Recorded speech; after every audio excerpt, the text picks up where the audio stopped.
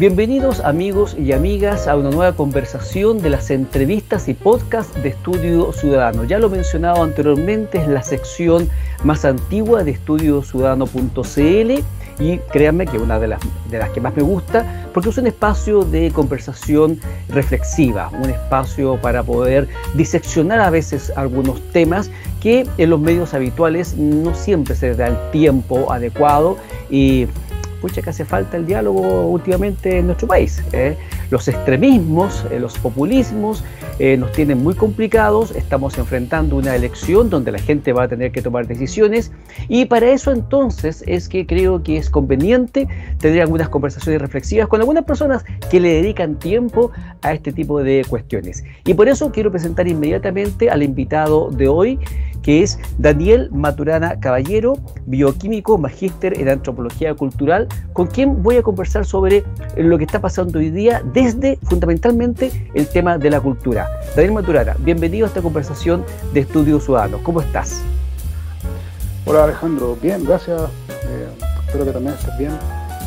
Agradezco la invitación al programa y siempre dispuesto a poder conversar estos temas. Soy una persona siempre abierta al diálogo y a resolver los temas con la prudencia suficiente y el bagaje de lectura adecuado, ¿cierto?, para contrarrestar varias miradas. Nosotros hemos conversado anteriormente, recuerdo que parece que la primera vez que te entrevisté fue para una radio local, hablando sobre los temas de sustentabilidad, medio ambiente. Tú participabas, no sé si todavía, del primer comité ambiental de Rancagua, según recuerdo. Bueno, también es el escritor, has hecho clases también, profesor, en fin. Así que el mundo de la cultura, el mundo académico, el mundo del pensamiento, del humanismo, no te resulta absolutamente ajeno, sino que son cuestiones que a ti siempre te han interesado. Y nos juntamos hoy día a conversar porque hay una propuesta, hay una visión que tú quieres compartir con los amigos de Estudio Ciudadano respecto de lo que tú le has llamado la formación cultural. Y cómo eso impacta lo que vivimos hoy día, nuestra calidad de diálogo, nuestra representación de lo público y por supuesto cómo eso impacta en la política contingente, en lo electoral. Estamos hoy día en una coyuntura. Esta conversación no sería la misma exactamente si no estuviéramos hoy día a puerta de una elección que es muy importante según se ha analizado. En fin, así que esto es un espacio de reflexión, así que quiero darte la palabra para que empieces planteando alguna idea de cómo estás viendo tú el ambiente del país desde esta visión que tú quieres plantear, que le has llamado la formación cultural. Conversemos, partamos por ahí y ahí vamos entonces extendiendo el diálogo moderado y reflexivo que siempre yo trato de promover acá en Estudio Ciudadano.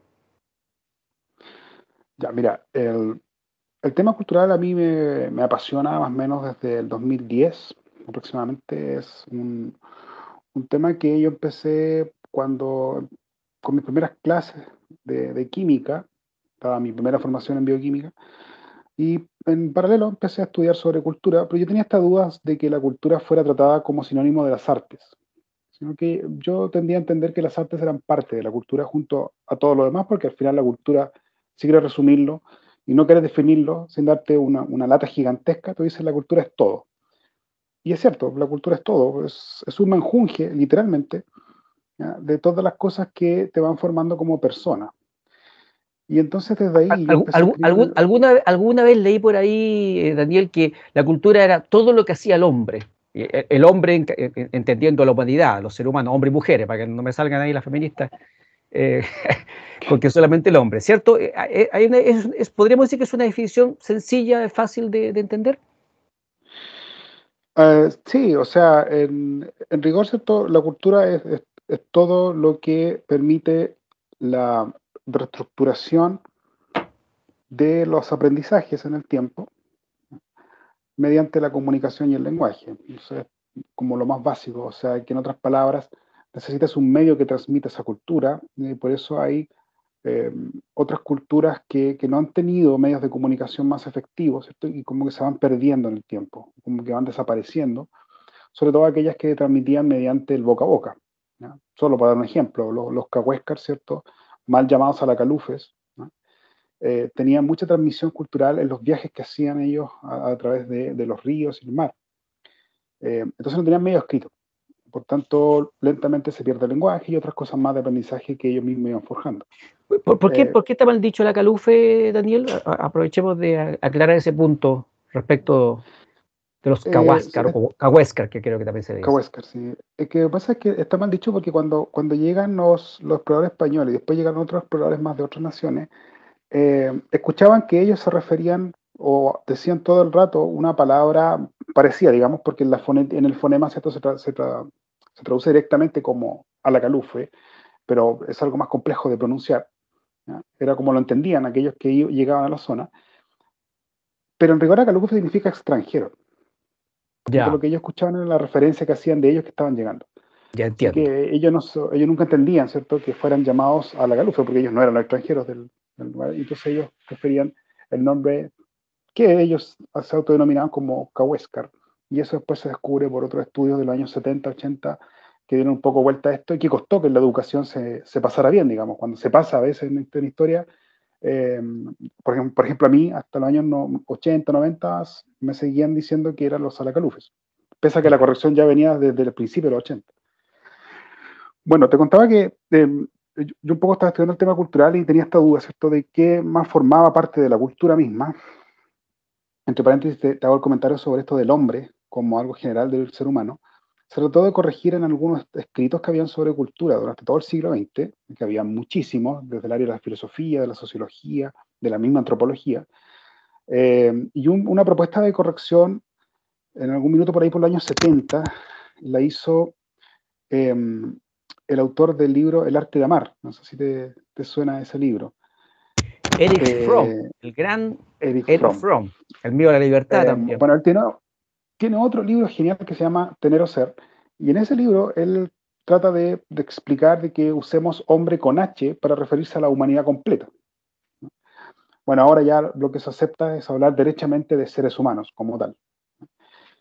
A mí sí me parece una corrección adecuada, entre paréntesis, ¿no? Más allá de pelear por eso, pero me parece una corrección adecuada referirse como a seres humanos derechamente. Ahora, esas cosas, por ejemplo, son temas culturales interesantes de conversar, ¿no?, que van haciendo formación y que no dejan de ser contingentes al día de hoy, ¿no?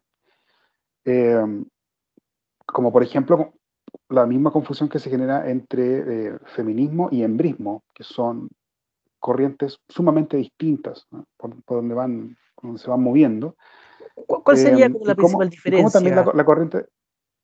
Mira, la diferencia es que, si lo quieres poner como en niveles, ¿no?, por así llamarlo, tú tendrías acá, por ejemplo, un extremo, tendrías el machismo, que básicamente es la descripción del mundo que va evolucionando, eso sí, en términos propios, pero en el extremo está el machismo, hay un centro, ¿ya? Y en un centro habría algo así como un masculinismo, que no existe como concepto, sino que es el machismo que se va puliendo a través de las mismas revueltas sociales.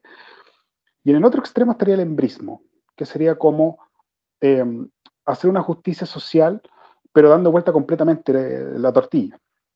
O sea, En el centro, machismo y sí, embrismo serían los polos opuestos y además extremos.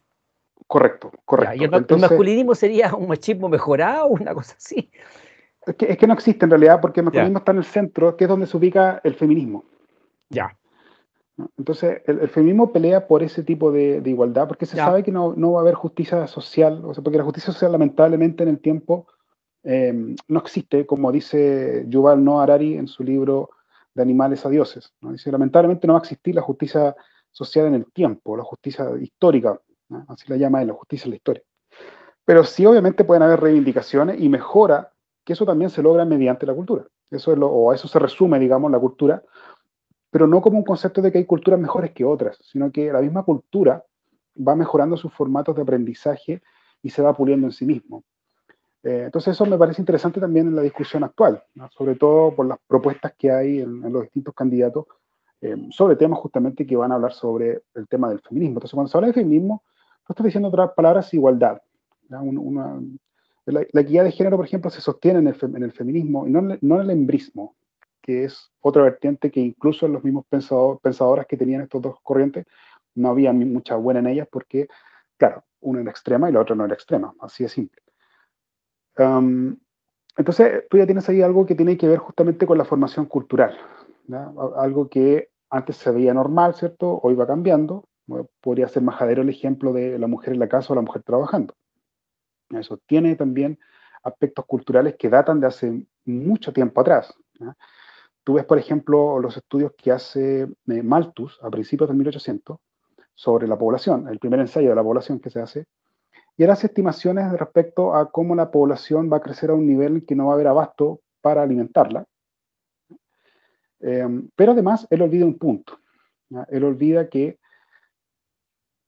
100 años después, o más de 100 años después, va a existir la píldora para controlar la natalidad, ¿ya? Y la mujer va a pasar a ser más activa en la sociedad, ¿ya? Involucrándose en el mundo del trabajo. Y que además la Y la medicina, y tasa que de la medicina reproducción, y la tasa de reproducción se iba a disminuir. se va a disminuir, claro, porque con Malthus estaba la teoría solamente de los hijos que sobrevivían las enfermedades más serias, ¿no? Recordemos que eso se vivió en Chile hasta fines del año 50, por ahí, porque en los 60 aparece el plan del niño sano. Creo que es una de las políticas Exacto. públicas más importantes, poco discutida, pero es una de las políticas públicas más importantes que se ha hecho en Chile, ha sido el plan del niño sano. Y no solamente Fue en Chile, fundamental. y no solamente en Chile, Daniel, yo por lo que he podido saber de otros países, fue un plan muy provisorio, muy adelantado a la época a nivel latinoamericano. Sí, sí. Y de hecho Chile también es pionero latinoamericano en la voz femenina, en el tema del voto, en la participación constitucional. Tiene ahí algunas luces bastante adelantadas, digamos, que en otras partes. Obviamente no con la misma fuerza como para meterse de lleno, digamos, Sí, dentro claro. pero sí hay algunas luces que lo destacaban. Entonces, tú ahí ves cómo también los temas culturales se van formando en función de lo que va apareciendo. Porque también Malthus, lo otro que él no tenía en cuenta, era el mejoramiento de la medicina, en función de que podamos vivir más Claro. tiempo. O sea, para Malthus éramos a los 40 años ya entrando a la tercera edad actual, más o menos, y de ahí en adelante ya lo que podías vivir era más que nada con algo mental y cero pega física. Claro. Así que Malthus tampoco contaba con la mejora de la medicina entre sus variantes. Entonces se le ataca mucho por eso, pero yo diría que es como lógico, son las armas que él tenía para poder crear un ensayo de este tipo. Entonces, estas cosas van quedando también en el aprendizaje cultural que va avanzando en el tiempo. Entonces, mejora la medicina, mejora las condiciones de vida, pero ese mejoramiento de condiciones de vida, que significan en otras palabras comodidades, tienes que pagarlas de alguna forma, y por tanto se hace más caro vivir en las buenas condiciones, y empiezan todos los procesos culturales sobre quiénes van a tener el derecho a esto, quiénes no van a tener derecho a esto, quiénes van a tener que pagar más o menos, y qué decisión tomamos respecto a la mantención familiar. O sea, la decisión de tener uno o más hijos o no tenerlos tiene que ver muchas veces con un aspecto económico. O sea, el aspecto romántico, para así llamarlo, del hijo, creo que ya se perdió casi completamente, diría yo. También esto de la pulsión de la naturaleza por el tema de la maternidad. Mira, la antropología tiene vertientes que lo defienden y otras que no. Hay obviamente un tema hormonal que está ahí presente, pero creo que la evolución mental lo supera. Por tanto, en una planificación para una mujer de no tener hijos es totalmente válido por la evolución mental que nosotros mismos hemos tenido como seres humanos. Claro. Sí, Y sí. eso también te va mostrando otros aspectos, ¿cierto?, que van avanzando en el tiempo con el tema de la cultura. Ahora, esto es solamente una arista, ¿no? Y dice, bueno, ¿y qué nos interesa a nosotros en el aspecto histórico sobre, o cómo pesaría esto en las decisiones contemporáneas y nosotros cómo participamos? Porque el hecho de ser ciudadanos implica también ser responsables con nuestros saberes, ¿no?, y nuestros haceres, ¿no? Pero a veces se nos olvida, no sé si sumarme al mundo de la academia, pero me voy a sumar, ¿no? A veces se nos olvida que para estudiar estos temas hay que tener tiempo, ¿ya? Y para estudiar estos temas, para alguien de la academia va a ser más fácil porque eso es su trabajo. Pero claro, si se lo exigimos a personas que durante el día tienen que parar la olla, ¿ya?, con más o menos arista lo que estoy diciendo, es complejo, ¿ya? Porque si no te encuentras en una población donde el máximo de tema educativo se lo entregaste cuando estudiaron en el colegio, tal vez después cuando sacaron una carrera, y después básicamente, ¿cierto?, lo entregaste a un sistema donde tal vez nunca más volvieron a leer. Bueno, esto se demuestra en nuestra cultura por los pésimos índices que tenemos de lectura, ¿no?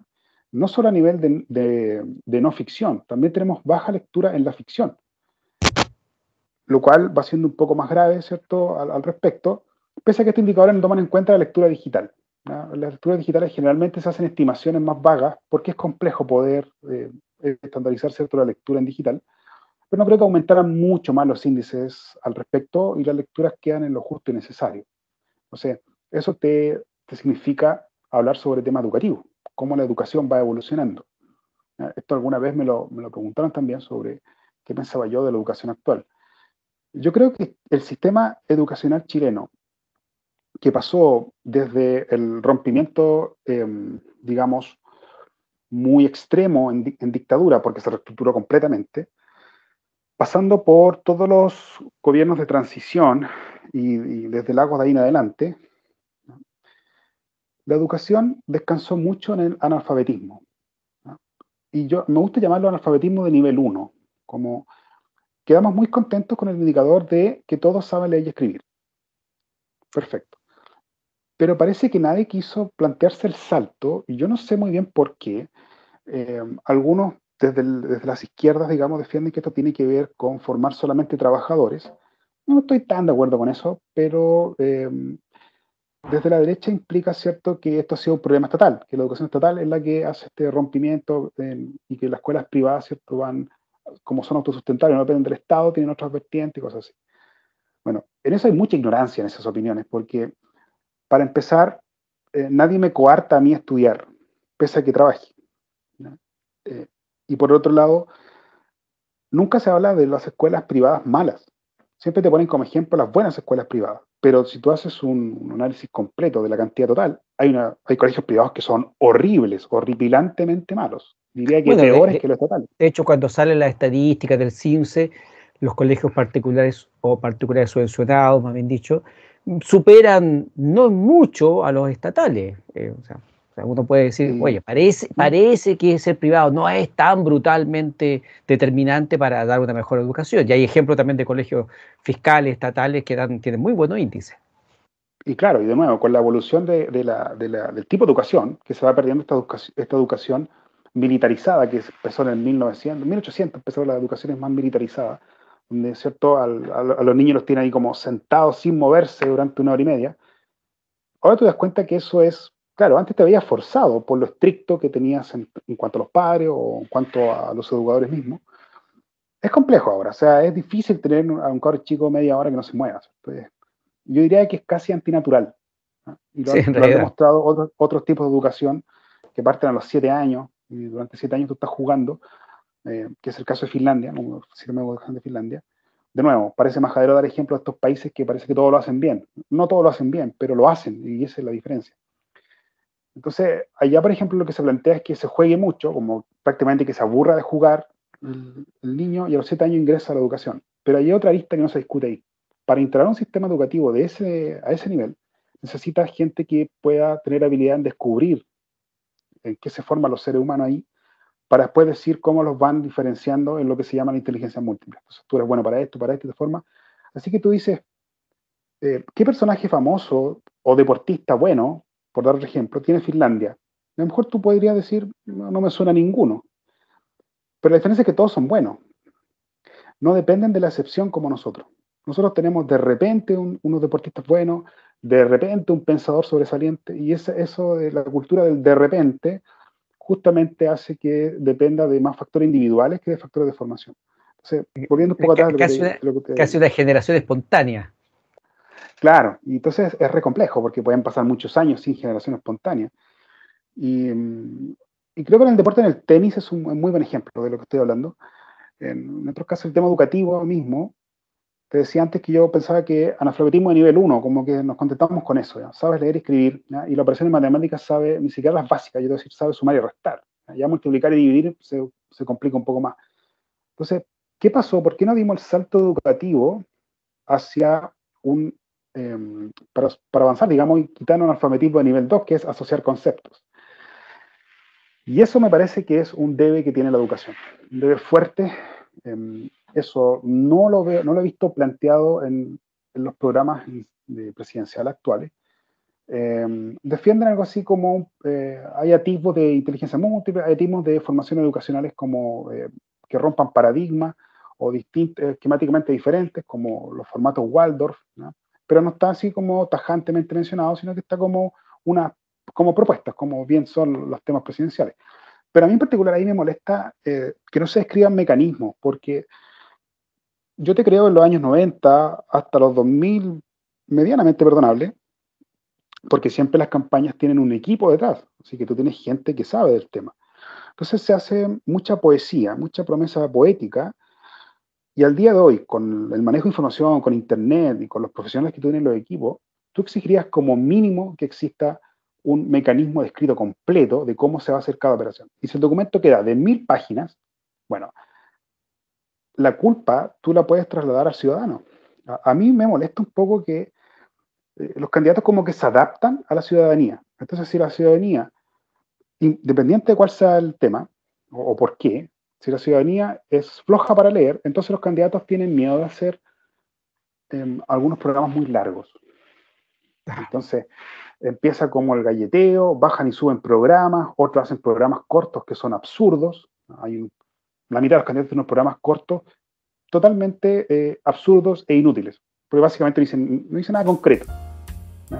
Entonces, haremos esto, punto. Haremos esto otro, punto. Y no hay ninguna descripción de mecanismo. Entonces, eso a mí me molesta hoy en día, y creo que ahí también se está dejando atrás una posible ganancia de gente que quiera participar con mayor ahínco. Otra cosa que me molesta también, que tiene que ver con la inversión en el tiempo, entender que el tiempo es una inversión de largo plazo.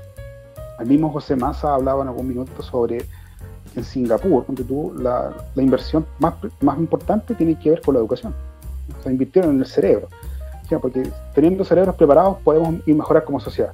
Si hay pocos recursos, esos cerebros preparados se los van a ingeniar cómo explotarlos. Si hay poca innovación, los cerebros preparados van a arreglar ese tema. Si hay problemas de conflicto sociopolítico, esos mismos cerebros se van a encargar del problema. Y entendían que era una inversión de mínimo 15 a 20 años. Bueno, y ese fue el ejemplo de Singapur. Entonces, no tienen así como mucho cobre y no están viendo cómo fragmentar el cobre para que no se acabe de aquí al 2100. No están cayendo en esas ridiculeces, como yo les llamo, porque tienes mucho tiempo aún para poder programarte mejor, ¿ya? Pero parece que ahí la vaca lechera es mejor apretarla y, pero ahora apretémosla poquito, no tanto, porque ahora vemos que nos estamos viendo en contra, ¿cierto? Ahí estamos entre la espada y la pared del tema. Entonces creo que la educación tiene que ser tomada en serio, como merece ser tomada, para ser una correcta inversión. Yo te decía también de los finlandeses, porque tienes mucho ahí que si todos trabajan, los dos padres trabajan, padre y madre trabajan, ¿cómo lo hacen con el niño? Bueno, tienen jornadas cortas laborales también. Y eso nunca se habla. La relación que hay entre la jornada laboral y la jornada escolar es súper importante, porque acá podríamos tener jornadas escolares súper activas, de 7 horas, ponte tú, con múltiples actividades, pero alguien tiene que ir a buscar y dejar. Bueno, ¿quién puede? Bueno, los padres que tienen 4 horas de trabajo cada uno, que es como ocurre en Finlandia, pero son 4 horas eficientes. Y aquí también quiero hacer otro detalle. Alguna vez también preparé un ensayo, una columna de opinión sobre el tema del laboral, la reducción de las horas de trabajo. Acuérdate que antes que Piñera hiciera nada de su segunda parte del mandato, que a Piñera se le pueden criticar muchas cosas con toda la justicia del caso, pero en rigor nunca se le dejó hacer su programa, así que las cosas en la mitad nomás. Y uno de ellos era la flexibilidad laboral. De nuevo, lo bueno y lo malo de la flexibilidad laboral, para mí no hay una discusión moral en eso, salvo algunos malos ejemplos que algunos diputados hicieron sobre, mira, yo voy a ir al gimnasio, puedo hacer esto. Claro, el diputado no tiene un horario fijo, o sea, era muy estúpido ese ejemplo, de un diputado honorable de acá de nuestra zona. Así que se le olvidó que hay trabajos que no tú puedes hacer segmentación laboral, imposible, o acumular 4 días, ¿cierto?, lunes a jueves para dejar un día libre. O sea, es la misma carga laboral con un día extra que a lo mejor solamente me va a alcanzar para dormir. Exacto. Y por otro lado había una propuesta digamos que en la oposición sobre reducir de 8 a 7 horas. Respecto a esa propuesta, yo creo que es importante entender de los promedios, y temporalmente el promedio efectivo de trabajo en Chile, los últimos indicadores hablaban de 3,5 horas. ¿Ya? Ahora, el resto de tiempo no es que fueran improductivos per se, son parte de las lógicas, porque No existe en el mundo un sistema eficiente de 8 horas de darle como caja, salvo en los ejemplos históricos antiguos de la esclavitud. Claro. Así que no hay un ejemplo de 8 horas así, pero con todo, así que ya nadie que Tal vez el no. montaje en línea de los autos, cuando eran puros humanos, estaban sonados, bueno, porque la Claro, máquina. pero sí, bueno, a Ford entonces se le da mucho crédito respecto como creador de la clase media pudiente, pero lo que hizo Ford fue otra cosa, fue permitir hacer autos de baja gama, por así llamarlo, y que muchas veces en vez de sueldo, ellos fueran con un descuento por planilla, pero bien grande, para que los mismos trabajadores tuvieran autos. Y eso Claro, fue una jugada económicamente inteligente en Ford, porque exacto, al haber más autos circulando, había más demanda. Así que exacto. fue una Daniel, jugada económicamente inteligente. tú estás mencionando algo que es re interesante, porque ahora mismo, por ejemplo, hay una propuesta, que yo la miro con distancia realmente, de cerrar el comercio a las 19 horas. ¿Es una buena idea? ¿Has tenido tiempo de analizar esa propuesta? Los argumentos Sí, son básicamente que la gente que trabaja en el comercio no tiene tiempo para tener una vida de calidad, compartir con la familia. Básicamente, esa sería como la idea fundamental. ¿Sería una buena idea de mediano a largo plazo una cosa así, de acuerdo a tu criterio? mira, yo trabajé, mi primera pega con mi primer título formal fue en el mall. Eh, Trabajaba vendiendo instrumentos musicales. Y recuerdo que había el horario, yo no, tenía un poco más de libertad, trabajaba solo los fines de semana, pero me daba cuenta que había horarios que eran gigantescos. Claro, porque al final son tipos de negocios que funcionan por la esperanza de la venta en un fragmento de tiempo. ¿Cuántos años más o menos? Eh, Porque recordemos también de que hasta hace algunos años, yo me acuerdo de las fechas, pero hasta hace algunos años la limitación a la cantidad de horas extras no existía. Hubo unos años en Chile donde una persona podía trabajar 12, 14, 16 horas continuadas y nadie le decía nada, no había ninguna norma. Hoy día, tengo entendido, que hay una restricción donde el máximo de horas que una persona puede trabajar son 10 horas diarias, o sea, 8 horas normales más 2 horas extra y no más podría, no debería trabajar más de acuerdo a la actual regulación. ¿En qué fecha trabajaste tú, momento, tú recuerdas? sí, esto fue el 2009, Ya. 2009. Yo recuerdo que habían como un total de 11 horas, ¿no? Porque tú tienes que cerrar antes, ¿cierto? Y después salir y llegar un poco antes que ahora también. Y entre medio te daban 2 horas eso me acuerdo, al menos en mi caso eran 2 horas que yo podía ir, y tú marcabas nomás, ¿cierto? Las 2 horas cuando ibas a almorzar. Ya. Eh, Ahora, esta idea de cerrar a las 7 de la tarde, hay que saber que desde la mirada humana, yo creo que no hay mucho que discutir, es súper loable, ¿cierto? Lo que se está pidiendo ahí. Ahora, creo que el detalle destaca en otras cosas. Ponte tú, ¿cuál es el horario en que hay mayor nivel de venta? Porque podríamos estar viendo el efecto boutique, ¿cierto? No sé, por dar solo un ejemplo, hay tiendas en el Cobrecol o en las galerías que van a tener que pagar siempre un arriendo gigante y hay días que literalmente nadie entra, ¿ya? Porque es un negocio que depende de la esperanza de la venta. Hay horarios, ponte tú, que son bastante muertos. O sea, nosotros quitamos, por la vorágine consumidora, como que quitamos el horario de almuerzo. Que tú vas a algunos pueblos en el sur, ponte tú, ciudades, que todavía se mantiene. Y hasta los años 90 yo recuerdo el centro entre las 2 y las 4 estaba muerto, ¿no? Porque la Y gente iba a se almorzar. cerraba muchos locales. Claro, la instalación del mall hace que se bifurque la comida rápida y esto prendió la luz. Esto no cerremos, ¿no? Podríamos encontrarlo bueno y malo. De repente dice, necesito algo urgente que comprar, ya no puede ser en otra que no sea en este horario. Entonces, lo que yo creo que se debería hacer es segmentar mejor los horarios de venta, más allá de reducirlo. O sea, tú Porque apuntas justamente a una idea de flexibilidad. yo apunto una idea de flexibilidad, pero sin cambiar la totalidad de horas. Ponte tú, eh, la mayor cantidad de gente que va en las mañanas, y debería hacerse un conteo, un estudio. Lo que pasa es que yo creo que los dueños de tiendas no lo van a hacer, no les conviene. Ellos viven de la esperanza de la venta. Por tanto, tú no vas a hacer coartar, ponte tú, mira, si entre las 2 y las 4 hay muy poca gente, las tiendas deberían cerrar. O ahí hacer el cambio tú, no qué sé yo. Y que otras personas que no trabajaron en la mañana trabajen ponte tú, de 4 hasta, no sé, 8:30, 9 máximo.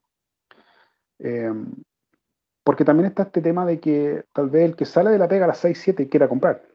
Claro. A ver, yo veo dos lógicas aquí. Una lógica desde trabajador, ¿no? De nuevo, te insisto, yo trabajé un tiempo en Ripley, me acuerdo que era. Hay una lógica que si tú compartes el horario de venta con el horario del que sale de la pega para comprar, es incompatible. Entonces, si me entro a las 7, pierdo muchas ventas. O sea, una lógica de mercado que no se corresponde.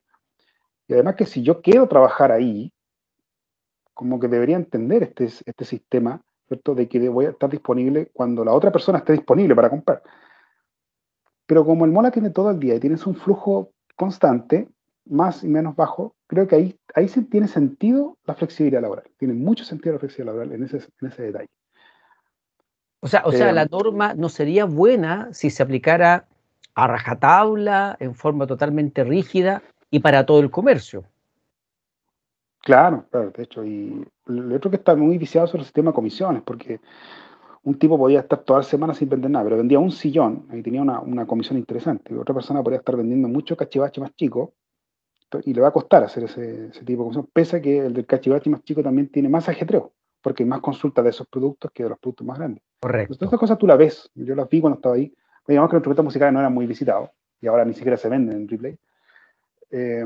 Y bueno, aproveché mis habilidades de observador, y ahí me puse a ver los comportamientos que había también tanto de la compra como de la venta. Ahí se estaba impulsando el tema del celular inteligente también a todo nivel. Había mucha labia, mucho tema, ¿cierto? Y claro, la gente venía y había horarios que era claro, que había horarios que bajaba bastante el sistema. Otra cosa que vi en la alta explotación, no sé si llamarlo explotación, pero yo creo que las condiciones de sueldo por otros empresas que conozco son el tema del aseo. Había gente del aseo que estaba todo el día, y tú veías la misma persona todo el día. O sea, no hacía turno. No hacía turno. Y lo más seguro es que no ganaran mucho más allá del sueldo mínimo. Pues ahí tenemos una situación que uno podría perfectamente calificar en algún momento de abusiva. Porque si la persona está trabajando demasiadas horas y eso se repite durante varios días, entonces estaría claramente excediendo el máximo de horas que la propia ley hoy día establece como jornada semanal. No solamente estamos hablando de jornada diaria, sino una cantidad de horas semanales máxima que la ley establece que los trabajadores deberían máximo trabajar. De ahí hacia abajo, claro, sí, pero de ahí hacia arriba, no. Vamos a hacer, dame un minutito, Daniel, para hacer la primera pausa de esta interesante conversación que tú estás planteando. Has saltado de un temita a otro, pero ha ido hilando una serie de ideas que son interesantes y que yo valoro mucho, porque en el fondo la idea de estas conversaciones es que las personas que nos escuchan, que te escuchan a ti, puedan ir reflexionando. Yo puedo entender y valoro la motivación de esta idea de cerrar a las 19 horas. La motivación, la dijimos delante, que las personas que trabajan en el comercio particularmente y que habitualmente se ven expuestas a largos horarios, tengan vida, puedan descansar, puedan llegar a su casa, puedan ir a la reunión de apoderados, en fin, tengan vida familiar. Eso yo creo que todo el mundo lo suscribimos. Pero si la idea se aplica a todo nivel, sin ver las diferencias de los distintos comercios, de los distintos flujos, no es lo mismo el local comercial que está en un caracol, en un mall, a un local comercial que está tal vez en la vía pública, con otros comercios o no asociados, porque un supermercado genera un flujo que no genera la zapatería. En fin, podemos entonces también introducir una norma que, aplicada con rigurosidad y con rigidez, puede traer más problemas que los que quiere solucionar. Por eso es que son importantes estas conversaciones reflexivas como la que estoy teniendo en este momento con Daniel Maturana Caballero, bioquímico, magíster en antropología cultural. Seguimos conversando con Daniel después de esta brevísima pausa. Vamos y volvemos.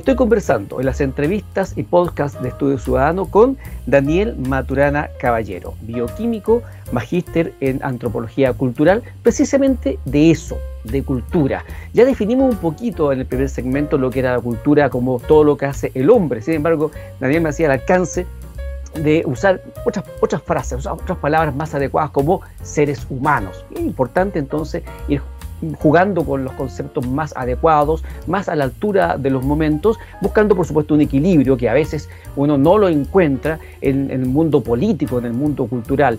Tú dijiste antes, Daniel, algo que me llamó mucho la atención, de que estabas preocupado, molesto, por esta adaptación que tiene el político tan camaleónica, de que si a la gente hay un tema que no le interesa, entonces lo cambia. Si a la gente le parece que el programa es muy largo, entonces se lo achico. Entonces, siempre como acomodándose a la demanda para captar el voto, seguramente, pero no haciendo planteamientos concretos, contundentes, en el mediano o largo plazo. Y eso habla, parece, Daniel, de un problema en la formación cultural también de los políticos, de la política. ¿Algo que decir al respecto de ese punto, Daniel, que parece que es relevante? Bueno, es que tú lo dijiste muy bien, es como esta adaptación de tomar la bandera de lo que se diga. Tiene que ver con un miedo a la respuesta popular, que tiene un quiebre en octubre de 2019. Entonces, se sugiere que siempre hay un temor a tomar las banderas. Entonces, ahí de nuevo se bifurcan dos tipos de clase política. Una que es la que toma estas banderas con la gente y tiene un nicho, y el que no toma las banderas con la gente y es más terco. Entonces, tú eso lo ves reflejado. Tú ves la terquedad de un Kast, y tú ves el que toma las aristas populares, que es Boric, un hombre de los que están mejor posicionados en la encuesta. Y eso ha sido normal y recurrente en la historia. Claro, y eso se refleja en varias cosas, por ejemplo el tema del lenguaje. ¿Qué opinas tú sobre esta onda, esta moda que nos inundó de usar esto en vez de todos o de todas, todes, el agregar el le en vez de la o los? ¿Qué hay detrás de eso? ¿Cómo lo ves? ¿Tiene futuro eso? ¿Es razonable o no? O sea que los cambios culturales, que no existe un cambio cultural impuesto a menos que haya una tiranía o una dictadura, o retrocedamos a los tiempos, ¿cierto?, más monárquicos. Por lo general el cambio cultural se absorbe con bastante tiempo, pero en el lenguaje en particular hay una cosa que se llama el ahorro, que si hay palabras que permitan resumir mejor para acortar en la comunicación, esto también pasa en la escritura, eso se va quedando en el tiempo. Entonces, sucede con este tema del lenguaje, que tú lo ves también en los programas, ¿no? Es como los programas, ponte tú, que no están usando, yo creo que por un respeto a la RAE, pero no están usando las terminaciones NE, pero hacen un tema que es agotador, que empezó antes de esta moda que tú llamas, pero empezó en 2010 aproximadamente en las campañas, de decir, ponte todos y todas, ¿no? Por hoy la RAE asume que el todos se extiende, ¿no?, a todos, tal cual, Claro. porque no es la O el que define el artículo, ¿no?, sino que lo que está antes, el a todos, ¿cierto?, asumirlo como un los, ¿cierto?, y que todos no incorpora el las. Bueno, como te digo, el detalle radica en el ahorro. Entonces tú tienes todos y todas. Si de repente se empieza a hablar con el todes, independiente de cómo nace, por temas de ahorro es probable que de aquí a unas décadas pueda quedar. Y después se ha aceptado como regla, porque primero es la costumbre de hablar. Primero es hablar, después la regla, ¿ya? Así funciona la cosa, ¿ya? De hecho, te hago un paréntesis, en la educación se ha visto que el inglés falla, la enseñanza en inglés tiende a fallar por esto, ¿no?, porque se enseña primero la regla y después a conversar y comunicar, ¿ya? Otro tipo de educación te enseñan a comunicarte primero y después te meten las reglas. Entonces la persona va a saber comunicarse y se va a saber defender antes que entender cuáles son las reglas. Así que siempre el lenguaje ha actuado así, ¿no? Entonces acá es lo mismo. Si eventualmente se ve que se puede ahorrar, puede que el todo se quede. Hoy pasa que te hace un rompimiento, ¿cierto?, un poco en la cabeza, porque además no tiene el favor de la fonética. Fonéticamente no suena bien. Pero hay que ver si en el tiempo cuáles de los dos se va imponiendo, o va quedando, mejor dicho. Tenemos que ver a los hijos de los hijos de los hijos de los hijos de los hijos en el tiempo. Ya, o sea, bastante más Y largo. ahí viendo cuál se va a No, quedar. Y eso porque en el tiene que ver fondo, justamente con el avance cultural. Yo he Ahora, visto tú ves algunos que los discursos. programas no lo toman con fuerza, pero, Sí, sí. no, pero se van a la distinción. Todos y todas, ¿cierto? Es clásico encontrar esto en los programas. Claro, claro, claro. Pero, por ejemplo, yo he visto algunos discursos por ahí, no sé, una vez vi un discurso donde era estudiantes y estudiantas, y todo, y siguió avanzando la persona del discurso, y a cada palabra le ponía su compañero, compañero y compañera. Entonces el discurso se alargaba, y eso va en contra de lo que tú estás mencionando. O sea, más allá de que a una persona le puede sonar ridículo y ideológicamente lo puede rechazar, lo concreto es que iba en contra de este principio que tú estás mencionando, el principio del ahorro. No, no era más económico hablar de esa manera porque se alargaba mucho, mucho el discurso presidente, presidenta, senadores. Por ejemplo, ahora mismo tenemos la Cámara de Diputados y Diputadas. Se le puso el nombre oficial a la Cámara de Diputados. En realidad, no sé si era necesario, pero interesante el aporte que tú haces vinculado con cómo la costumbre al final puede hacer que algunas de estas modas se vaya quedando, sobre todo si es algo que ahorra. Bueno, nos pasa mucho con el lenguaje extranjero también. Hacemos mucha adaptación de palabras en inglés, especialmente en nuestro lenguaje, O sea, porque tendemos a ponernos nos normalistas facilita. cuando nos molesta, en realidad. Ese es el otro detalle. Nos ponemos normalistas cuando nos molesta, pero Claro, ponte tú, yo hablo con muchos más garabatos en el diario Vivir, de lo que claro, estamos hablando claro. acá, que no he dicho ninguno. Eh, Claro. o Bueno, usas señal palabras de sanidad también, mental, dicen algunos, el que se tire palabras, a una. claro, palabras rurales o del campo adaptadas, garabato entre medio. Tú lo nombraste recién, terminología inglesa. Entonces, ¿quién tiene la bandera de lucha sobre el hablar perfecto para las Correcto, sí, sí, críticas? es verdad Entonces, también. es complejo también el Sí, sí. tema. Y en ese contexto, Daniel, entonces, los políticos, porque yo a veces, ¿qué me pasa a mí con muchos políticos, especialmente en las campañas? Un vacío de contenido enorme. Vacío que también tiene que ver con la falta de convicciones. O sea, justamente este tema del lenguaje apareció como una especie de salvavidas para muchos. Ah, yo soy inclusivo, entonces me pongo a hablar como todos, todas y todo y todo y todo lo demás.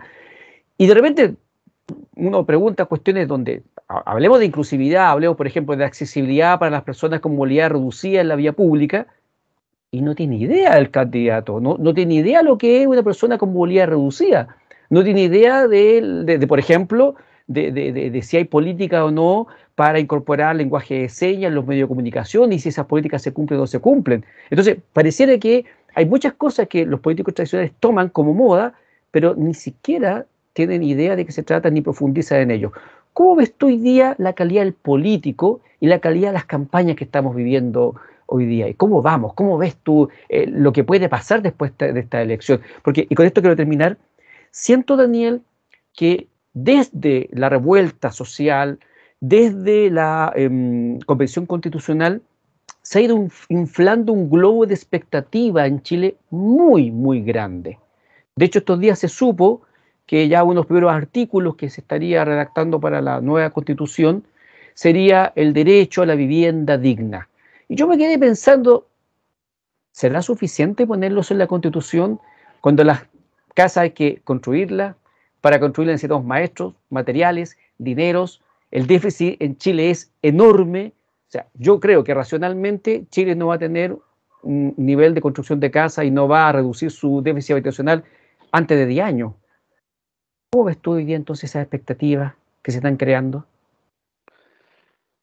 Eh, bueno, dijiste la palabra digna, dignidad, zona cero. Pasan a ser estas palabras que entran como a una piscina de palabras comodines, ¿no? Para cualquier discurso. Ahora, si la dignidad estuviera definida en algo que se puede definir para todo lo que se plantea en una constitución, tiene sentido que aparezca la palabra. Pero si no, es como poner viviendas felices, ¿no? Claro, Pero la constitución no tiene necesidad del detalle, porque recuerda que después vienen las leyes, ¿no? O sea, entonces, aquí la gente está olvidando ese punto, porque las leyes vienen bañadas por la constitución. La constitución se puede entender como el espíritu del pueblo expresado en un documento, así resumiéndolo. Y ese espíritu del pueblo, ¿cierto? Después tiene que materializarse y se materializa mediante las leyes. Y de ahí el importante rol de legislación que tienen también los políticos partidistas, ¿no? Otro detalle que en la formación cultural se confunde mucho. la gente en realidad, bueno, nosotros le tenemos más rencor a la política partidista, pero no a las políticas públicas. Y ahí está el problema cuando se confunde. Entonces decimos que toda la política es mala. Es Claro, imposible no ser político. Tú ya siendo ciudadano, ya formas parte de absolutamente. la política, no te Sí. puedes abstraer de ella. Y el otro está la pega que hay que ver, o sea, es cosa que tú pongas incluso el canal del Senado o de la Cámara de Diputados, y tú vas a ver que hay una pega que es súper latosa, que es corregir letra por letra el tema de las leyes. Sí, los proyectos son una lata. Sí, o sea, Suprímase es la fácil, coma después de... claro, es fácil Terrible. decir que todos los políticos son flojos, es lo más fácil de decir. Pero no es así, ¿ya? Y lo que sí hay mucho farandulismo hay mucha farándula en el tema político, eso sí es cierto. O sea, si yo le estamos pagando a esta gente, debería estar la gente todo el día trabajando y nosotros ver sus resultados. Y no que estén buscando que se asocie cierta política pública a ellos, porque a ellos mismos eso no debería importarles. Se supone que tienen un llamado, ¿cierto? Eh, Como majaderamente repetía Piñera, ¿cierto? El don, la vocación del servicio público. Un discurso estúpido que nunca nadie les compró. Y los políticos tienden a hacer esto mismo, cuando se tratan de mostrar mucho en los matinales, bueno, la gente sabe, ¿no? Vamos mucho. Una cosa es ir a terreno, ¿cierto? Esa es una cosa. Y otra cosa es ir a terreno para que la gente se grabe tu nombre. ¿Ya? Claro, Y eso es otra cosa de los políticos. Por eso la existencia de los jingles, por ejemplo. Tiene, o sea, ¿es bueno el político o me acuerdo de él? Es como el efecto paloma, ¿no? ¿Es bueno el político o cuando estoy en la papeleta, como el sistema sabe que no te interesa estudiar sobre candidato, digo, chuta, ¿cuál me suena? Ah, este lo dio una paloma gigante, entonces lo voy a marcar. Y es de Pinochet de Allende, poquito tiempo atrás pasaba eso, viene de la rama de Pinochet de Allende. Listo. Ahora es como un poco más general, de izquierda a derecha, ¿ya? O qué candidato lo apoya, porque tú, eso es el otro tema. sea Eh, independiente o no. Algunos que están muy a favor de los independientes y otros están re molestos con los independientes. Claro, y esto del apoyo presidencial también me encuentro rarísimo. O sea, con un mínimo de educación cívica, tú sabes que sus roles, uno fiscaliza al otro, para empezar, que uno es poder ejecutivo y el otro es legislativo. Y ya con esa separación, si un presidente que a mí me gusta está abrazado a un candidato, no significa que van a andar juntos, porque son del mismo partido, de la misma coalición. Pero si lo vemos personalmente, por cargo, no tiene mucho sentido que haya una relación entre ellos. Entonces, al final lo que pasa ahí es que la persona que se tira como desconocida no le queda otra, ¿cierto?, que jugar esas armas. Ahora tú ves mucha gente desconocida también porque hay muchos que han desistido de lanzarse al camino político, si los ven un poco amarrados, ¿cierto?, los partidos más clásicos. Y lo que tú nombrabas sobre el tema populista, bueno, sí, pasa esto de que hay una malversación de los conceptos técnicos, cuando nunca los técnicos han estado en el poder realmente. Piñera tuvo un pequeño intento, yo lo reconozco esto, Piñera, en el primer gobierno, trató de poner mucha gente más técnica, y lo hicieron pebre de su propia coalición. Tú recuerdas que hizo un cambio de gabinete súper temprano, cuando él empezó el 2010, donde incluso metió un DC, si mal no me acuerdo. Sí, sí, es el Rabinet. Y claro, la DC es admirable, o sea, se las arreglan siempre para estar en el gobierno, son increíbles. Y estaba Saldívar también, el otro señor, que también era ex DC, estuvieron vinculados, me parece. Pero si se trata de memoria, Daniel, yo me acuerdo ese gran nombramiento de ministros con el pendrive colgado al cuello, que yo creo que fue una señal que él quería dar de un ministerio lleno de profesionales y de técnicos.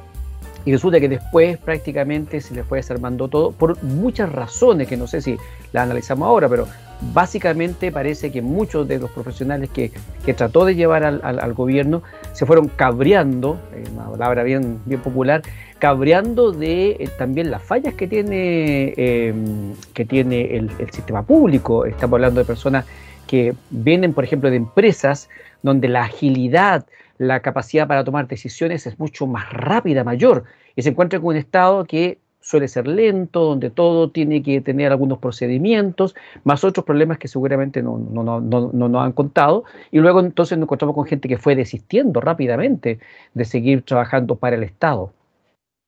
Sí, claro, o sea, es como un poco, porque es que tú sabes que a Piñera siempre le ha matado la boca, entonces justamente empezó esto y le dio mucho vuelo y trató de hacerlo ver, trató que casi como que desde la cáscara de las personas se notara que eran técnicos, una tontera, donde tenía que verse reflejada la pega y nada más.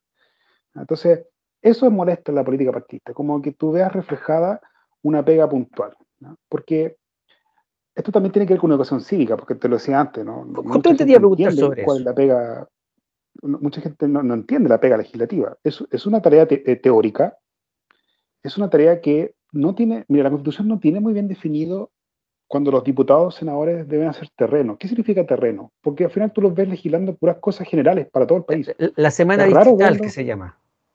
Claro, ¿y qué se hace ahí? Mira, es real que hay algunos que simplemente van a echarse al sol. Otros van a hacer campaña en nichos, clásico, ¿no? Eh, y dice, bueno, ¿hicieron algún tipo de actividad para llamar? Lo que ahora tratan de hacer algunos constituyentes, o que después de octubre de 2019, como que se volvió a aprender esto del tema de los cabildos, ponte tú, que yo encuentro que eso debería ser siempre, o sea, es lo que tú esperas de alguien que te está representando, que como representa a alguien que lo eligió, entonces tiene que seguir captando esas necesidades. La política democrática actual, ¿cierto? Por representatividad, es útil cuando las poblaciones son grandes, ¿ya? Nuestra población, a comparación con otros países, tal vez no sea grande, pero es lo suficientemente grande para que necesite esa representatividad. Yo te doy un pequeño tipo histórico de esto. Se ha estudiado antropológicamente en algunas tribus actuales, ¿ya? Hay más otros estudios que se han descubierto apoyados por arqueología, que los primeros grupos humanos lo que hacían era repartir lo que producían cuando eran sedentarios. Y una persona de repente salía no muy buena para las manualidades, ¿ya? Pero tenía mucha cesera, sobre todo para repartir, cuando tampoco tenían matemáticas muy definidas. Entonces había un repartidor.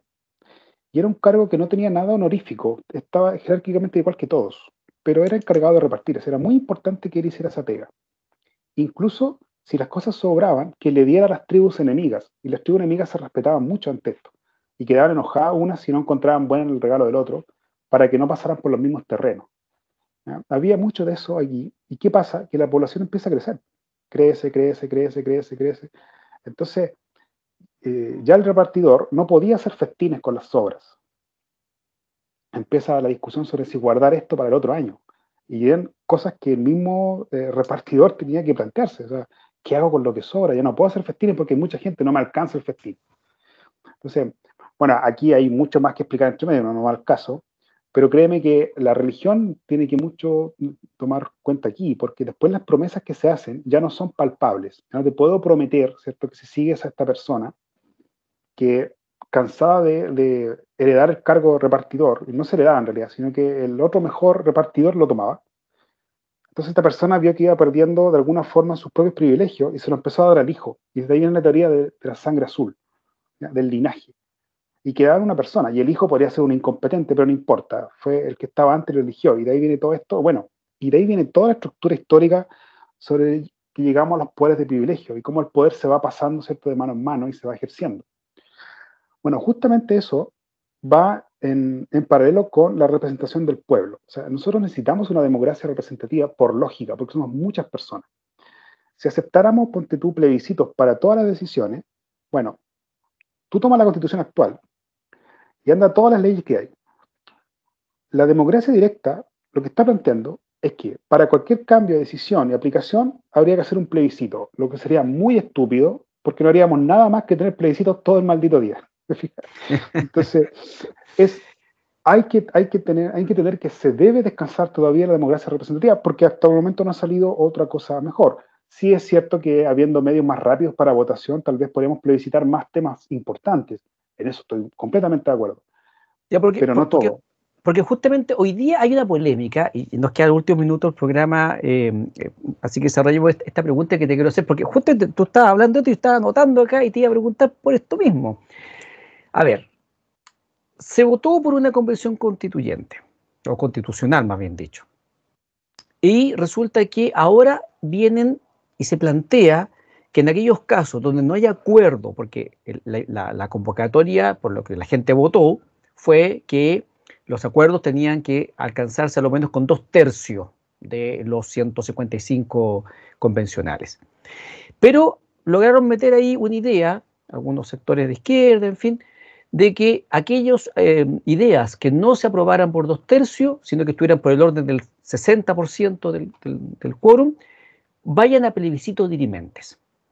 A mí personalmente me genera una duda eso por dos razones. La primera, porque se supone que se votó, o sea, por el compositor porque tenía la película clara de lo que iba a plantear, por lo tanto, ¿por qué tendría que estar volviendo a preguntar? O sea, cuando uno vota, vota por el candidato y sus planteamientos. Entonces yo ya debería saber por quién voté.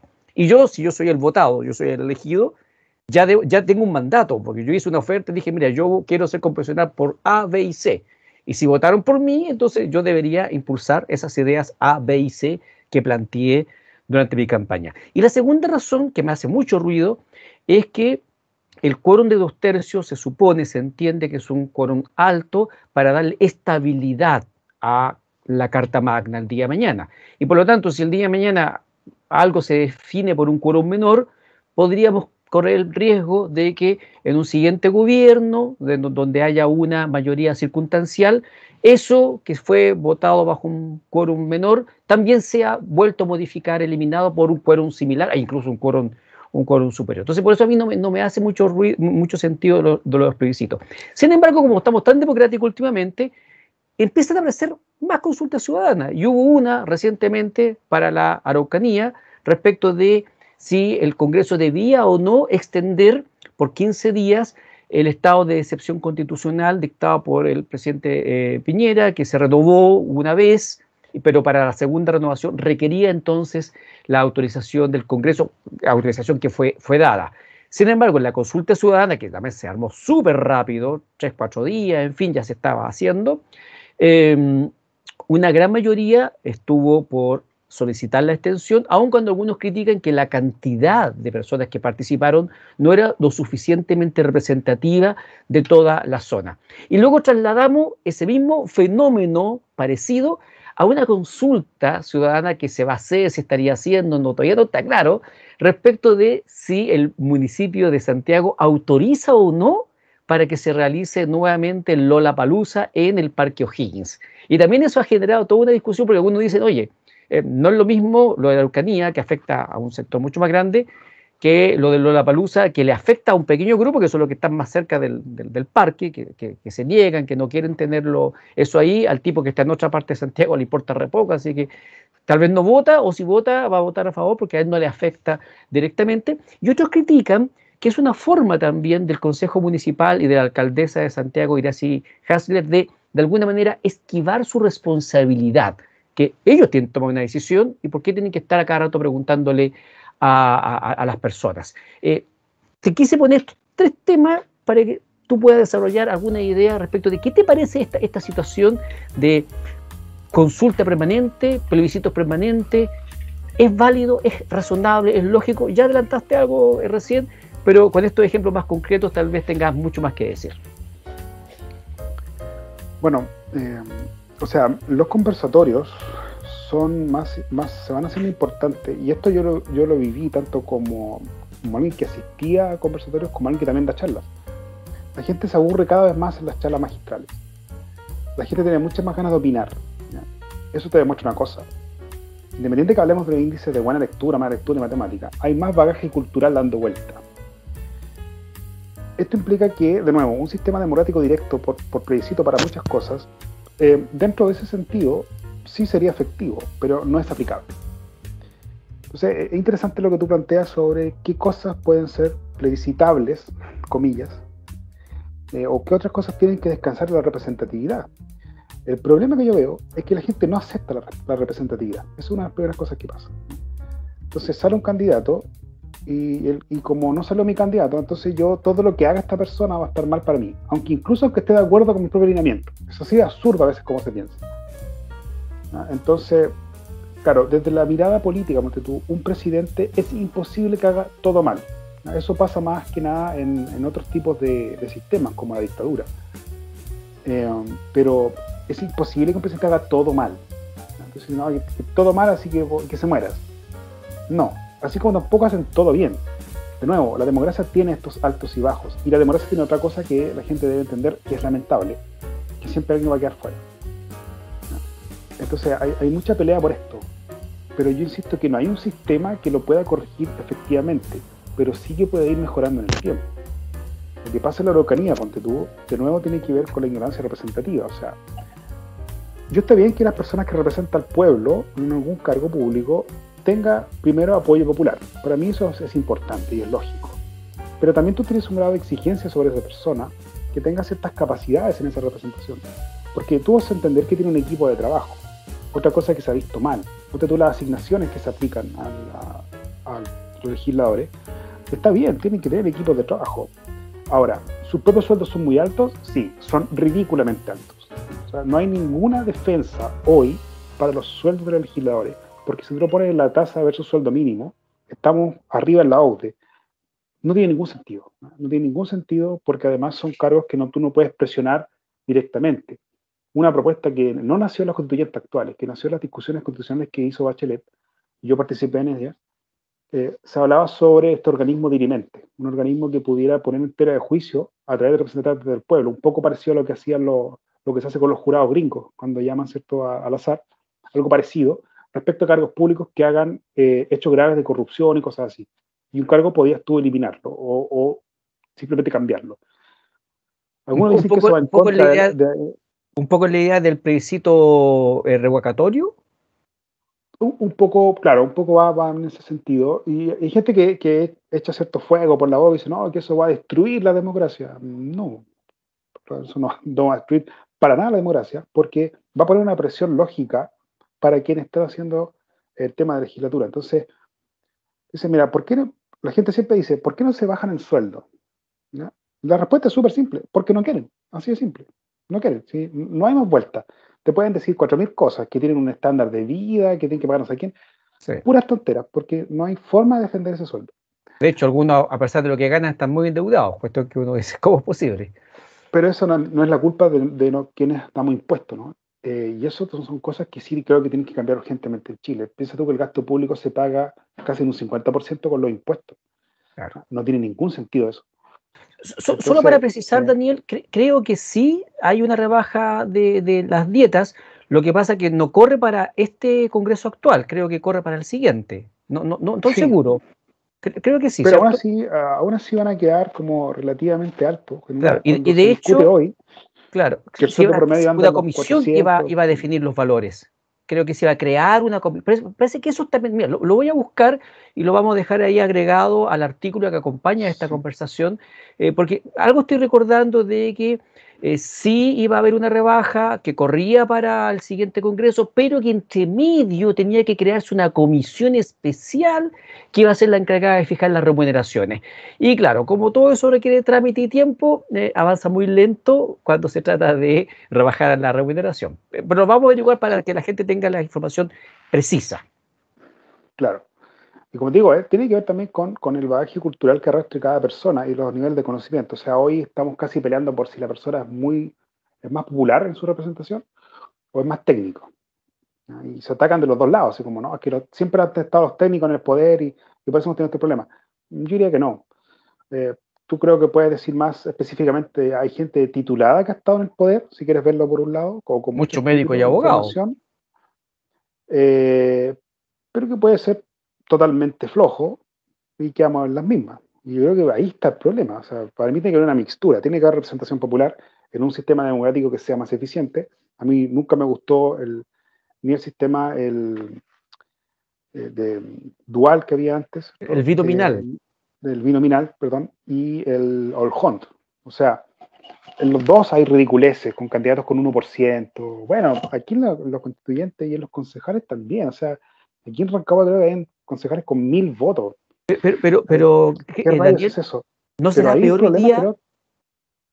No, porque hoy día muchos están echando de menos el binominal, porque decía, oye, por último el binominal no permitía que gente con tan poca votación y representatividad llegara. Por último llegaba arrastrado porque su grupo, su coalición tenía un cierto peso dentro del espectro político. Muchos comparan esto, seguramente deben haber diferencias, con el binominalismo natural del norteamericano. En Estados Unidos, tú sabes, son dos grandes yo grupos. No comparto... Chao, ¿o no?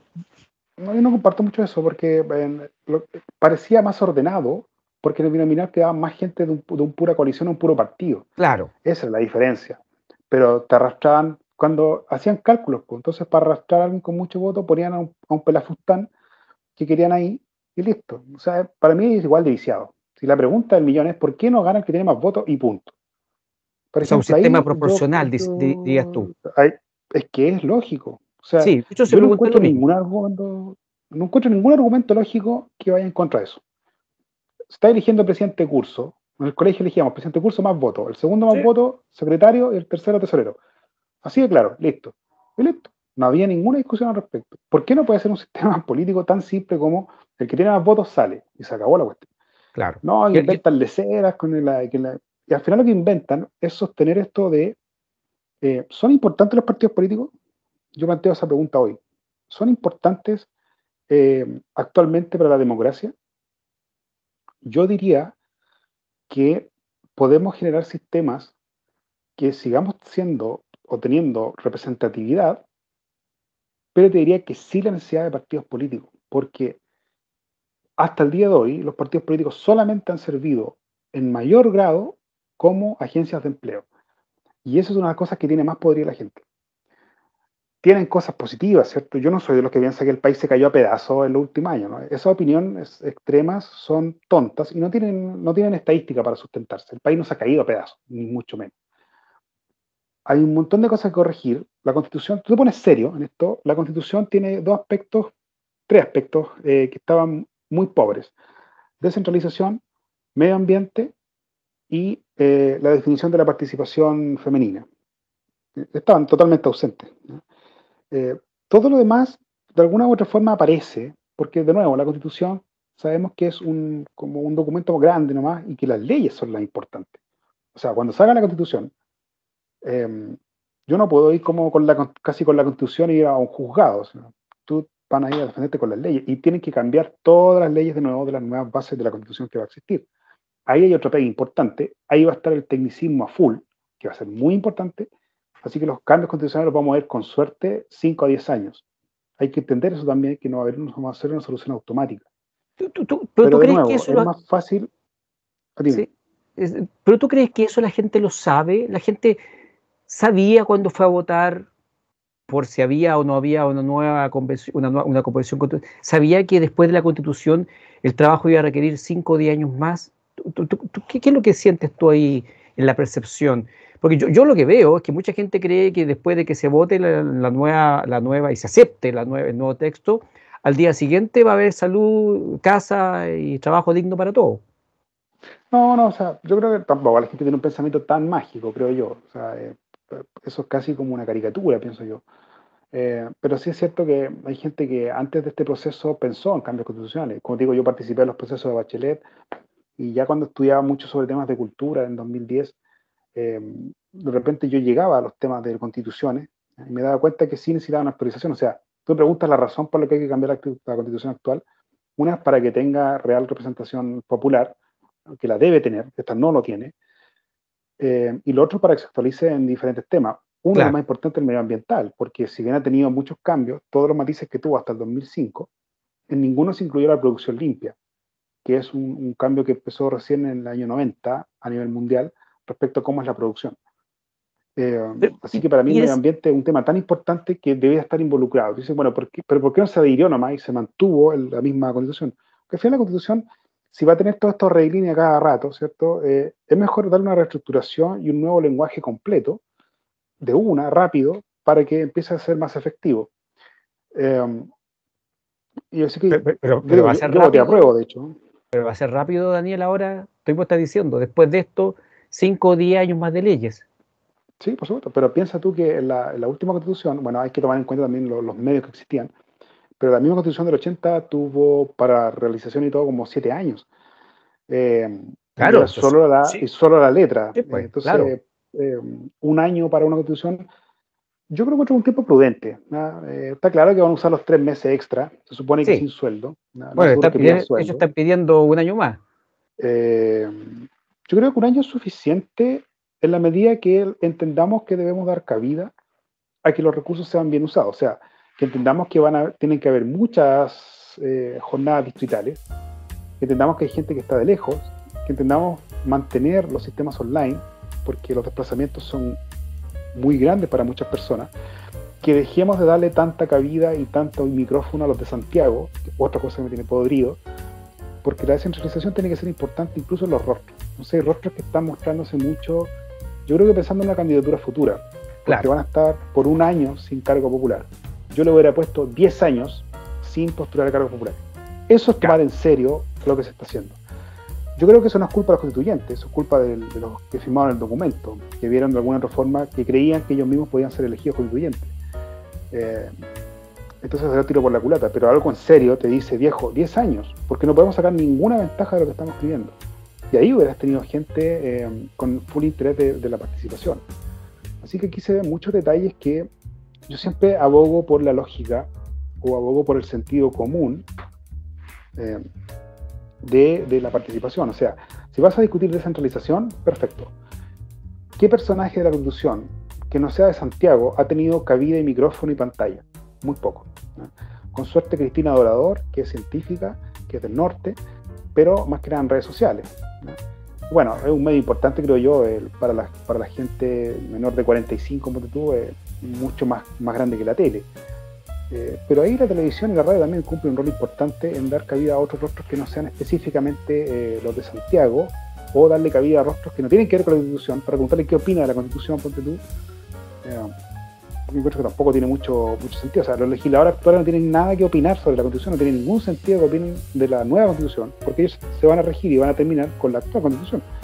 Exactamente. Entonces, ahí también son detalles que uno va viendo. Me hablabas tú, un poco para cerrar, me decías sobre el tema de la Araucanía, esos detalles. De nuevo, yo creo que tiene que ver también con poner los puntos en la I. O sea, si vas a hacer un plebiscito, te digo entre paréntesis que lo de Santiago me parece... En realidad era una consulta ciudadana no vinculante. Aclaremos también que habitualmente los plebiscitos se supone que debían convocarse por ley, y debieran ser vinculantes. Sí, consulta ciudadana. O sea que las consultas ciudadanas no lo son, excepto en el caso de la consulta que pretende hacer, o va a hacer, o está haciendo, ya no sé, la posibilidad de Santiago, porque el Consejo le va a dar carácter vinculante. O sea, dice, mira, lo que decida la población en la consulta, nosotros lo vamos a cumplir. Claro. Yo creo que tiene sentido en Santiago que un plebiscito, o sea, perdón, una consulta ciudadana que puedas hacer online. Tiene sentido, ¿no? Porque tiene mucho acceso. Pero en la región más pobre de Chile, ¿ya? Y con bajos índices educativos y de accesibilidad tecnológica, no tiene mucho sentido hacer una consulta ciudadana online.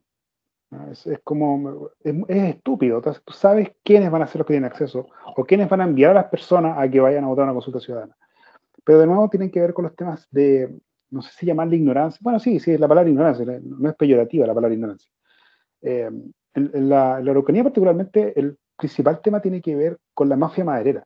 Y la misma gente de la Araucanía, me ha tocado estar allá, la misma gente de la Araucanía lo sabe. Sí, claro. Lo que pasa es que las aristas políticas se toman de esto para crear algo mucho más grande. Pero de nuevo, todo el tema cultural, Alejandro, que viene detrás, todas las opiniones que hay al respecto, tú habrás escuchado, bueno, yo lo escuchaba desde los 90, seguramente viene mucho atrás, siempre que le dicen que los mapuches son flojos, por ejemplo. Claro, una serie de estereotipos. Bueno, pero esos dichos podrías decirlo de los chilenos sin ningún problema, o que no explotan sus tierras, pero la cosmovisión de ellos no es explotar las tierras. Entonces, creo que hay que entender un poco también sobre las diferencias culturales que se pueden dar, pero no se está discutiendo ahí el tema de la mafia maderera, que son familias que se toman la industria maderera, que roban madera como locos, y a ellos les conviene mucho que no se hable de ellos y que el tema pase a ser más del conflicto Estado-Mapuche. Claro. Y pareciera que todas las posiciones están muy cómodas al respecto, ¿ya? El problema es los gérmenes de violencia que se van acrecentando. Entonces, van tomando y coartando esto. Entonces, no hay una discusión central sobre el tema maderero, así como, te voy a dar otro ejemplo, para ir cerrando también, no hay una discusión de fondo en el tema FP respecto a los trabajos y a los contratos de trabajo, ¿no? Discutimos sobre otro sistema, ¿no? Nuevo, mejor, peor, qué sé yo, pero no se está discutiendo sobre la regulación de los contratos de trabajo. Entonces, ¿A qué te refieres más exactamente? ¿A qué te refieres más exactamente? Porque la FP es un muy buen sistema que te puede rentar hasta un 70% de lo que tú tienes, pero siempre y cuando se cumplan dos condiciones. Una, que nunca dejes de trabajar, ¿no? ¿Ya? Y la segunda, que tu AFP sea eficiente en, ¿cierto?, asesorarte, ¿ya?, en educarte financieramente, ¿no? Y lo tiene que hacer la FP porque el Estado no lo hace, ¿no? O el sistema educativo tampoco lo hace, así que tiene que ser la FP la que lo hace, para que tenga sentido esto que te llaman el cobro de la comisión. Claro, ¿No? sí. O sea, como que yo descanso, es como descanso en que lo hace alguien que entiende, yo no me meto, y no me da ninguna explicación. Entonces nunca me dice, oye, pero mira, primero tienes que cambiarte al fondo A, al fondo B, al fondo C. Y mucha gente no tiene idea de lo que es cambiarse al fondo A, al Exacto. fondo, con suerte sabe que uno es más riesgoso que otro. Pero la otra arista, como te decía, es tener trabajo continuo y sin lagunas. El problema histórico acá, ¿quiénes tienen lagunas? Las mujeres y los contratos, ¿cierto?, que son mal habidos, que incluso pasan en la minería. Gente que contratan, antes que termine el año, cierran contrato y después hay un recontrato, entonces nunca tienen indefinido. Claro. No, Hay un tema y ahí además también hay subcotización. El caso clásico, diría yo, por ejemplo, de los profes. el garzón, por ejemplo, que le hacen el Razón. contrato por el mínimo, aun cuando gana el doble o el triple por concepto de propinas, y esas propinas entran directamente a su bolsillo, son de libre disposición, no cotiza, no declara por eso. Entonces, claro, su nivel de ahorro previsional siempre va a ser muy, muy chiquitito cuando tenga contrato, porque tú también estás apuntando a las Claro. lagunas laborales que generan entonces lagunas previsionales. Es muy interesante lo que dice, porque también es un tema que yo lo he defendido bastante, en el sentido de que le echan la culpa a las AFP de todos los males del sistema, cuando me parece que las AFP tienen una responsabilidad acotada a ciertas cosas. Las otras son cuestiones más estructurales del país. Ningún sistema va a poder juntar plata, ahorrar y menos invertir si la gente no trabaja y no cotiza. Entonces, es extremadamente Bueno, difícil eso. de hecho este problema, Alejandro, tiene que ver con los dos principales problemas que la humanidad está enfrentando hoy en todos los países.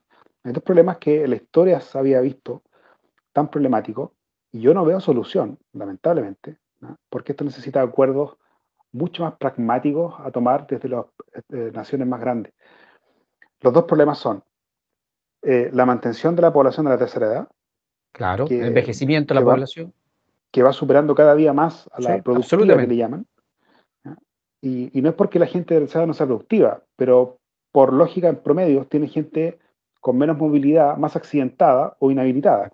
Así Exacto. que son una población que tienes que mantener, y este problema no lo ha resuelto ningún país particularmente. El tema de Estados Unidos fue buscando, ¿cierto?, cuando tuvo la edad dorada, ¿cierto?, en los años 50. Claro, fue porque tenía mucha masa productiva, pero la medicina, lo que hablamos antes, la medicina y, ¿cierto?, el cálculo de los hijos con más salud a lo grande, empezó a verse reflejado que ya no podía el Estado ir pagándole una tremenda pensión a la gente. Entonces ya ese sueño se fue rompiendo y ahora tienen un gravísimo problema respecto a la mantención de la gente de tercera edad. Pero está en todos los países, está en Europa Claro. y acá también lo tenemos. Y el otro problema es la migración, que tampoco ningún país ha sabido resolverlo bien, por este problema también de que se va apagando la fiebre religiosa, que era una de las cosas que mantenía a la gente en ciertos países, y la gente ha encontrado medios, recursos, fundaciones y ONG que están ayudando también a que salgan de los países. Sí. Pero claro, el problema es que solo que hay, salen del país, pero después falta otra parte, digamos, que es como entrar a otro país. Y este me parece un tema súper grave, súper serio. Dos aristas, creo que ahí vamos a ver bien cómo se resuelve culturalmente para que en 100 años más se pare aquí un personaje a explicar qué pasó con la migración y qué pasó con la vejez y el envejecimiento, ¿cierto?, manteniendo ciertas condiciones de vida. Pero yo te voy a esperar 7 años más, Daniel, para volver a invitarte a otra conversación de las entrevistas y podcasts de Estudios Ciudadanos. Se nos acabó el tiempo. Ha sido una muy interesante conversación la que has desarrollado conmigo. Es el tipo de conversaciones que uno quisiera tener permanentemente, más seguido, para reflexionar, porque tú has dicho muchas cosas que son muy interesantes, que a veces en el tráfago, en la velocidad y también en la campaña electoral, ¿qué importa? Echémosle para adelante, si lo que importa es ganar el voto a cualquier Claro. precio.